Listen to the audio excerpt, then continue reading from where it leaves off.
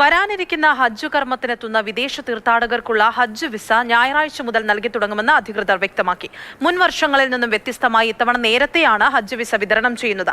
അടുത്ത ഏപ്രിൽ 18 മുതൽ ഹജ്ജ് തീർത്ഥാടകർ സൗദിയിലെത്തി തുടങ്ങും. സൗദി ഹജ്ജ് ഉംറ മന്ത്രാലയമാണ് ഹജ്ജിനായി വിദേശത്തു നിന്നും വരുന്നവർക്കായുള്ള ഹജ്ജ് വിസ ഞായറാഴ്ച മുതൽ വിതരണം ചെയ്തു തുടങ്ങുമെന്ന് വ്യക്തമാക്കിയത്.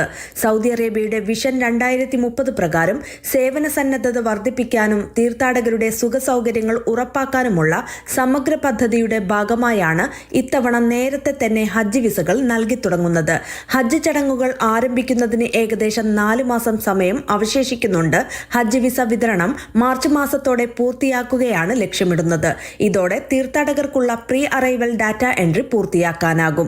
2026 ഏപ്രിൽ 18 മുതൽ ഹജ്ജ് തീർത്ഥാടകരുടെ പ്രഥമ സംഘം സൗദിയിൽ എത്തിത്തുടങ്ങും. ഹജ്ജ് തീർത്ഥാടകരുടെ നടപടിക്രമങ്ങൾ സുഗമമായി പൂർത്തിയാക്കാൻ ലക്ഷ്യമിട്ട് പുണ്യസ്ഥലങ്ങളിൽ തീർത്ഥാടകരുടെ സേവനങ്ങൾക്കുള്ള കരാറുകൾ ഒപ്പുവെക്കൽ പൂർത്തിയാക്കും.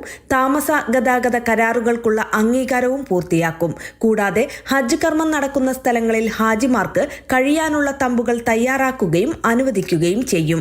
Mathrubhumi news, Mecca.